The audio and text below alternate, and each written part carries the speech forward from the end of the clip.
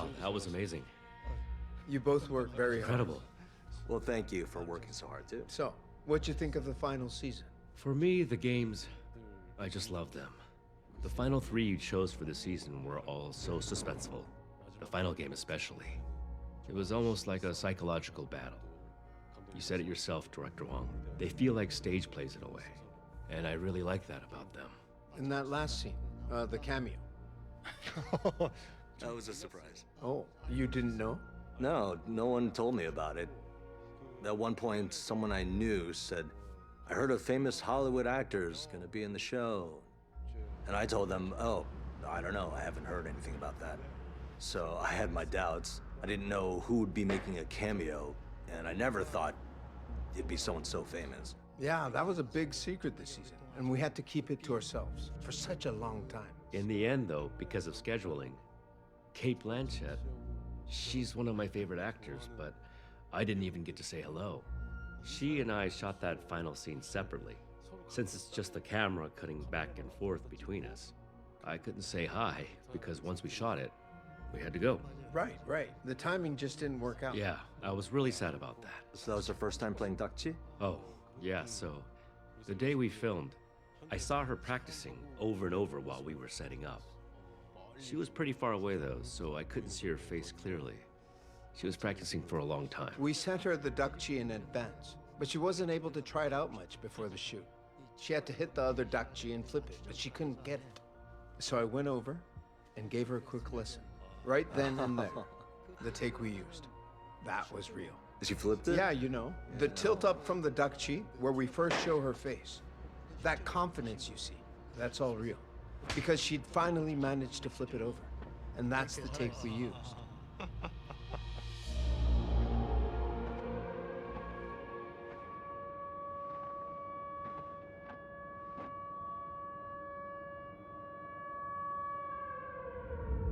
The thing about the frontman is, I never really considered the possibility that he'd make it to the end of the series. But that's what happens. He goes to the United States and meets Gi-yoon's daughter.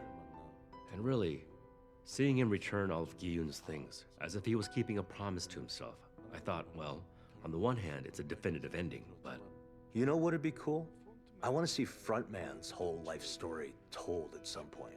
You know, before the events of the show, him going through the games, and then what happens to him after season 3. That's what I want. It could be its own show called Frontman. I want to see it too. What do you say, Director Hwang? Well, hold on. We only just crossed the finish line with this series. So any kind of plans for a spin-off will probably have to come later. Let's let things settle first. Once we do, we can think about it. You know, what I was most curious about as I read through the script was how it would all end. And then when I got to the last page, I saw Gi-yoon's final scene and I was a little surprised.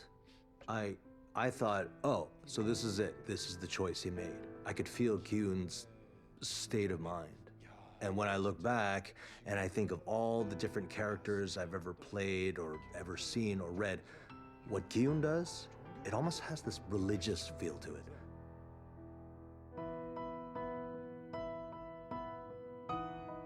I really agonized over what Gi-yoon's ending should be. How can I give Gi-yoon a send-off that feels right for the series? I'd considered another ending too. What if Gi-yoon survives in the end and goes to meet his daughter? I thought, should he be the one to meet Gael? And also, should he be the one who meets the recruiter in the US? Should Gi-yoon see the game over there? But while writing seasons 1, 2, and 3 and seeing the path Gi-yoon ultimately ends up walking, understanding each and every beat of this character's emotional journey, I realized that by the time Gi-yoon's story was coming to a close, he had committed a sin during the game, in whatever shape or form.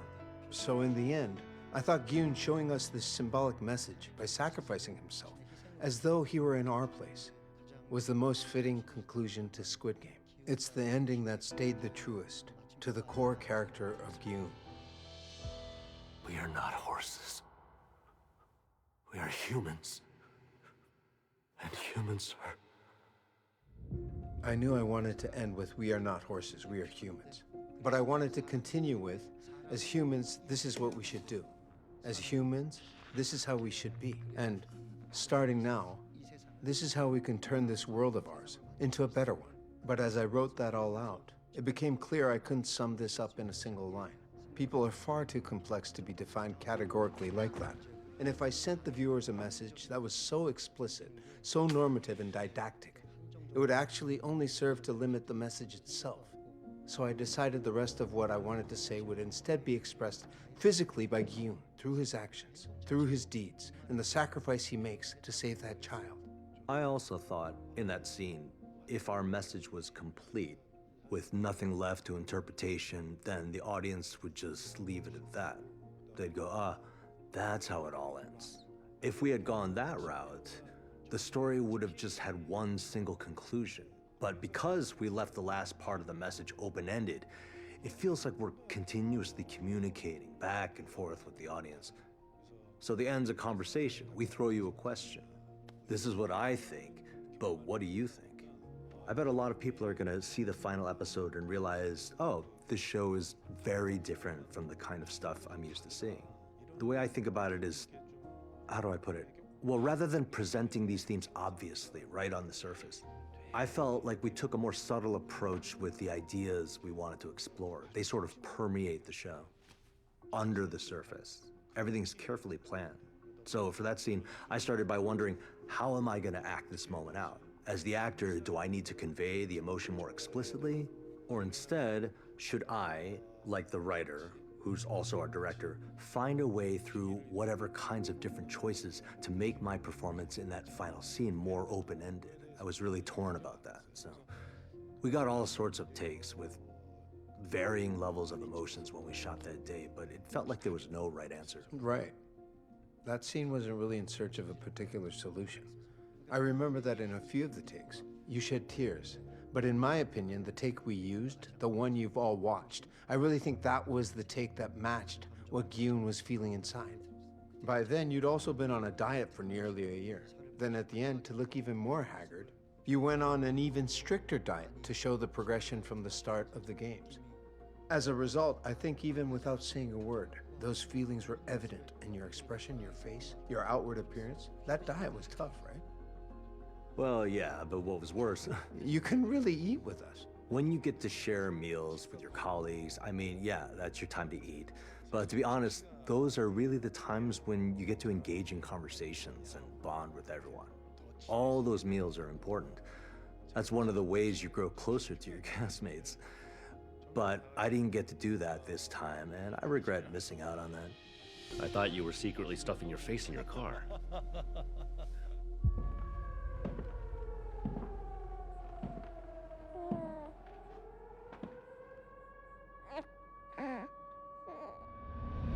I had so many conversations with Director Hwang as we were filming to try and really figure out what Frontman was thinking, what was going through his head. I wondered, what's Frontman thinking as he watches Gyun go through the games? Although, I'm not sure how much of that is really shown or made apparent in the show.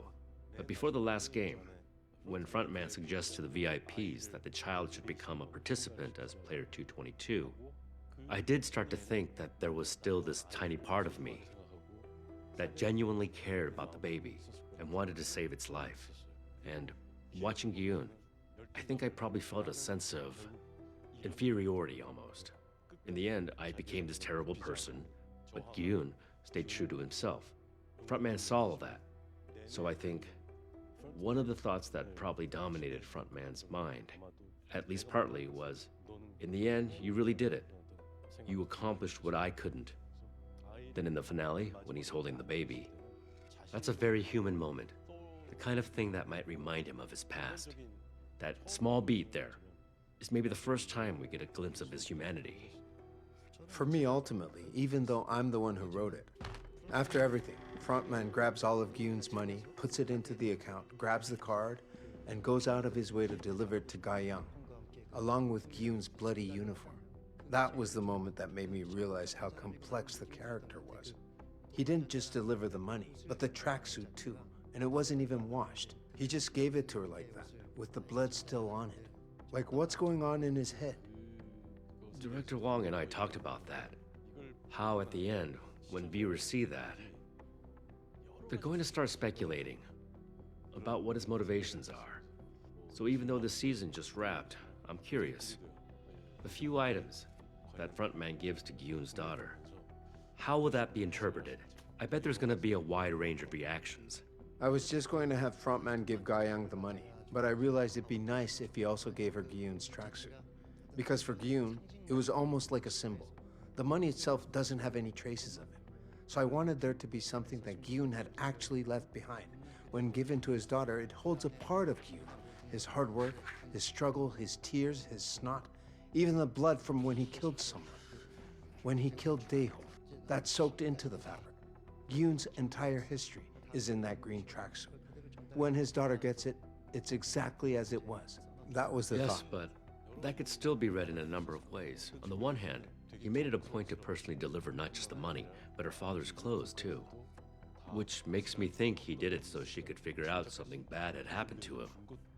So there's that. But on the other hand, looking at it another way, it's a very cruel thing to do to her. It's true. That's Going another to a young girl like that and just handing her the clothes her dad was wearing when he died that still had his blood on them. I thought that was pretty brutal. In that way, I think it's safe to say he's a little frightening. Frontman is still kind of a scary guy. He shows up dressed like he's from a funeral home. Right. Dressed so well, delivering those things. There's a duality. On a project, when I'm working as an actor, my character is driven, whether by the writer or the director, and I typically have a firm grasp of the person I'm portraying when I act. But with a character like Inho in Squid Game, I feel like I was constantly talking to director Hwang. We were building this persona together right until end of production. So now, when I look back, I think, rather than speaking and acting with one singular emotion, there were actually multiple meanings and intentions behind every little thing he did and said. Even there in his office, when he hands Gyun that knife, I think there was a part of him that was really looking out for Gyun because he felt this kinship. But at the same time, he thinks that Gyun will eventually change, the same way he did all those years ago. But seeing Gyun fight against those impulses, I feel like he might have also felt somewhat inferior to him in comparison. Player 456. He wants to see you. The scene that takes place in Frontman's office, after Gyun is brought up to meet with him, that's a very important interaction between Gyun and Inho. When you think of the history that exists between these two men, at this point, it feels like it's been going on and on for ages. I mean, really, they only first met recently, but it still somehow feels like they've known each other for quite a while. We've seen them help each other, and we've seen them betray each other, and because of that, I really felt like these two characters had developed this long, storied history together, even if it hadn't really been that long. And so, when Inho sees Gyun step out of that elevator, I think his head must be swimming with all sorts of thoughts. And the same's true for Gyun, too. When Inho takes off the mask and Gyun sees who Frontman's been this whole time, all these emotions rise up. And then when Inho sees Gyun's reaction, he's got to think, what choice is he going to make? I think Inho's actually dying to know that. And of course, Gyun's thinking that too. What should I do? What choice do I make? Or even, why is he giving me this opportunity? Why is Inho forcing me to make this choice? So now you have these two very complex people sitting in this tiny room. All that tension, there's so much going on. I just love that whole scene. You know, both when I was writing the script and when we shot that scene, honestly, starting when you two first interact in the limo, when Gyun's blindfolded and first hears "you people are horses," all the way up to when Jung-bae is killed, I wondered how you would be able to express that, to show that evolution. Also, I thought Gyun might feel the need to stab Inho with the knife, right as soon as he had it. It was a delicate balancing act of competing emotions. The whole scene was tough to get right, both as a writer and a director, because of course Gyun was manipulated and betrayed without a doubt. But there were also moments where he trusted and relied on Inho. albeit briefly. So when he summons Gyun, unmasks himself, and makes him this offer, I figured that all those memories, those thoughts and those feelings would well up at once, and Gyun would be so overwhelmed he would hesitate and not be able to do it. Then, well, like Inho said, in that moment, the most important thing is the child's life. It depends on him, on Inho's words. Getting all that across was key. It's the heart of the scene, and you both, well, you just saw it for yourself. Did such a fantastic job. At that point, Inho maybe wants Gyun just to give up, to stop being so stubborn, you know, harping on and on about humanity and get out with the baby, who he wants to save. The biggest difference between Gyun and Inho is perhaps that while Inho was on the inside playing the games, he never met someone like her, someone like Se-byuk. Gyun, because he did meet her, was able to retain his humanity. I actually think that's the most important moment in all of Season 1. Gyun, he's about to kill Sang-woo, who's fallen asleep. He pulls out the knife, he's about to walk over, but Se-byuk stops him. She uses the same exact lines. That isn't you. You're a good person at heart. I thought those words were incredibly important for someone to tell him. You're a good person at heart. I thought that line was what finally reminded Gyun of his humanity. Those words, they brought to the surface the last shred of his humanity, which Gyun had nearly let go of. And I think because they came from Se-byuk, who had seemed so cold, but was honest and ultimately good, the words meant that much more, and really resonated in Gyun's heart. Now that he's in this situation again, he's given that same choice. And although Sang-woo was a horrible person, when Gyun's faced with killing again, just like he was before, he might recall Se-byuk's words, the same ones that stopped Gyun in his tracks in the first season. So I added the scene where he sees her again. I had to pull Gyun back. And I thought that beat was the most pivotal moment of Season 1. So that's what Gyun needed to recall here, to help him stay true to who he was once again. It just seemed right. Mister. Don't do it. That isn't you. You're a good person at heart. Well, in that scene, I see myself in Gyun, and I think if someone said to me, "You're a good person at heart," right at the moment I was about to go down the wrong path, or maybe right as I was about to make the wrong decision in life, if someone had set me straight, put me on the right path earlier, then perhaps I could have stayed on the straight and narrow. Which is why, like Director Hwang said earlier, if Inho had met someone back then, while he was in there playing the games, someone like Se-byuk, things could have gone differently. There's a chance that Inho never would have become frontman in that reality. It's an interesting thought. Inho! Why? Why'd you do it? In this story, in the fictional world of Squid Game, the game is hosted by a specific group of people, but it's really a metaphor for the real world. A world in which capitalism drives relentless competition. So until all that stops, this game isn't going to stop. We see that the game in Korea, with Gyun's sacrifice, does come to an end. But I wanted to say, in other places though, the game is still going. Because really, the world at large hasn't changed yet. It's still the same. Plus, if we wrapped everything up, we'd have no reason to come back. And I don't think the fans would like that. Squid Game. It was originally a children's game that was played in Korea many years ago.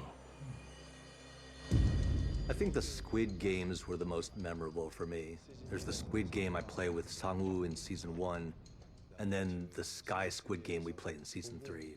Those two games, they're the ones that have the most shifts psychologically. And when you factor in how all the other players would react, it creates so much tension. That last game was the toughest, physically as a director. Out of everything? Oh yeah. The shoot itself, you know, well, it's the end. It's the grand finale. We're bringing the whole series to a close. So much pressure. I mean, the game itself is honestly very simple. But there's also lots of discussion, lots of back and forth. So making that fun, building tension each time a player falls, and then, of course, the twist. I was nervous about the whole thing, because it was all in front of the blue screens. So we had to imagine that sensation of height and how it was going to come across. I had to think about that while framing all the shots, too. It was difficult. Very, very taxing throughout. Because I got so ambitious with that scene. I wanted it to be perfect. And I was low on energy, so it wasn't easy.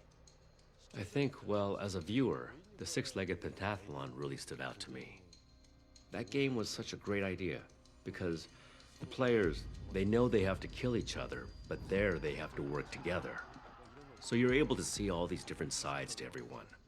The concept of that game really stuck with me. I thought the six-legged pentathlon was a great addition. It was also an important opportunity for Frontman. It gave him a real chance to demonstrate the kind of person he used to be before he had experienced the games as Inho. He gets to openly show his emotions. He feels happy, excited, scared, just like all the other players. So even when we shot that scene, Director Hwang and I agonized over to what extent I should let those emotions come through in my performance. But there are still so many fun moments, looking back at it. The one scene where you slap yourself in the face, that made me crack up. For me, it's spinning top. Winding it, then you go, hold on, give me some room. It just felt so natural. Oh, shit. I hadn't given much thought to seasons 2 or 3 before writing them, so I started thinking, weighing all my options. But once I got going, the most interesting and important part was the entrance and exit of Inho. When the idea came to me, to have him be the last person to vote, just like old Ilnam, and in doing so, determine the outcome of the whole thing, I thought, this is it. I agonized over his exit too, how he'd go. I wrote one version where he left later, staying till hide and seek, but killing Jung-bae, then leaving the games. I thought that was the cruelest option, while faking his own death. So I wrote that, and plot-wise, those moments created major turning points, which determined the larger story, an overall arc of seasons 2 and 3. And well, the most important decision in season 3 was to give birth, to have the baby be born, and to give Gi-yoon his mission to protect it, and finally save the baby by sacrificing himself. Everything led me there. When I finally landed on that idea, I realized, it was all for this. It was to tell this story. That's why I started those years ago. First writing Squid Game back then, and now I've made it all the way here. And because of that, when I came up with the idea, I remember, I felt pretty proud of myself and couldn't help but get emotional about it.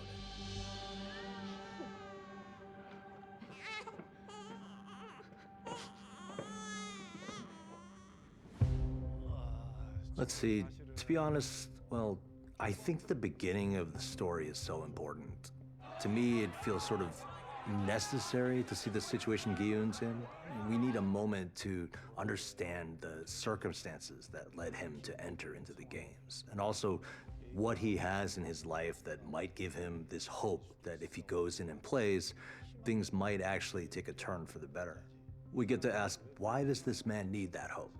So, when you have that premise, that initial setup from the first scene where Gi-yoon calls to join the game, then what that sets into motion, what gets expanded on from there, now that we've come all the way to season 3, it all seems very sad.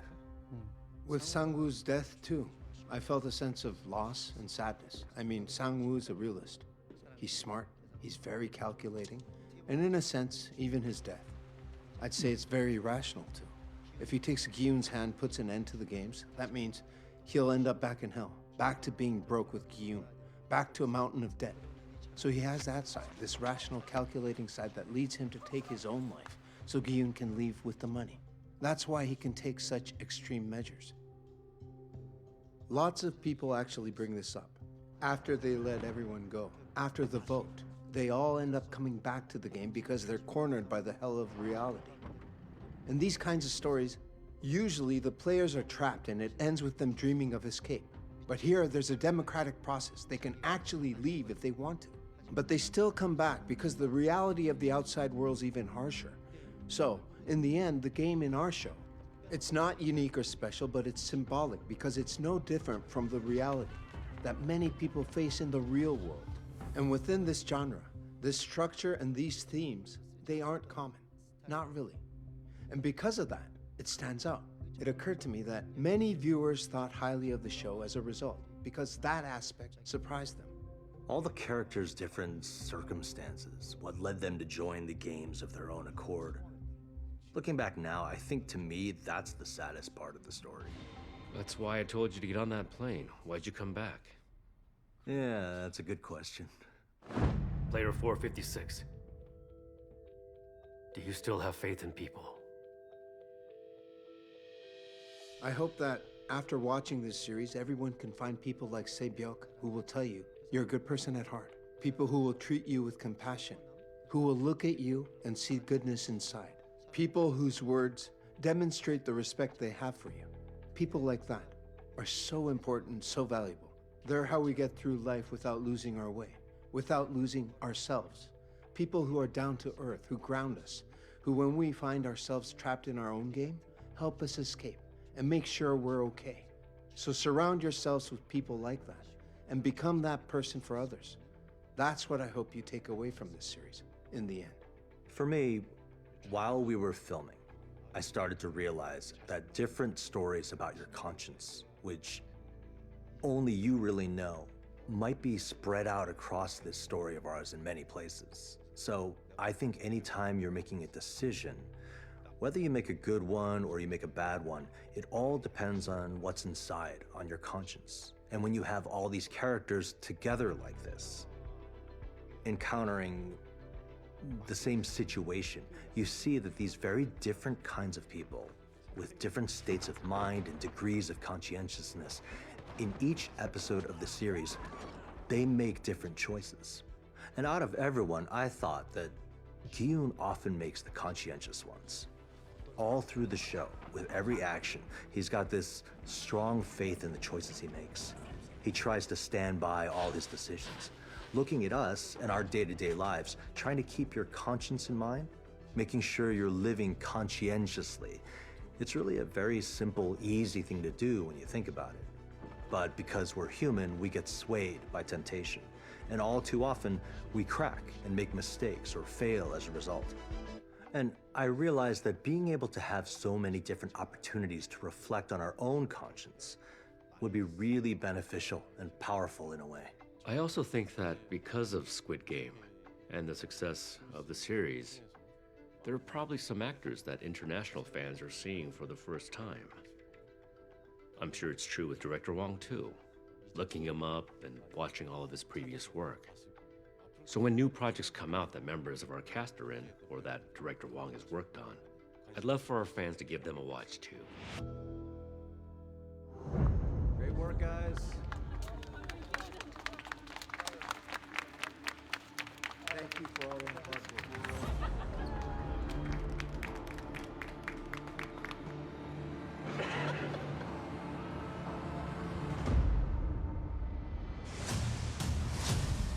It's so weird because it really does feel like it's ending now. It's been such a wild journey for me. It's hard to say goodbye. Well, first of all, I'd like to thank the viewers. The support you've shown for Squid Game has been truly incredible. The amount of love you've given us is almost hard to comprehend. It's beyond anything we imagined. It's been so long since I first started writing this show. Over a decade. From first bringing you season 1 to finishing the finale of season 3. 6 whole years have passed in between. To Squid Game fans all over the world, I want to thank you so much for watching, for cheering us on, for sending us love throughout this journey. Even though for now we have to say goodbye, we promise we'll be back. I'm sure you'll see us return with all sorts of different projects of our own. I hope you don't forget us. You have so many content options to choose from, but I selfishly hold out hope that you keep a special place for Squid Games in your heart for years to come.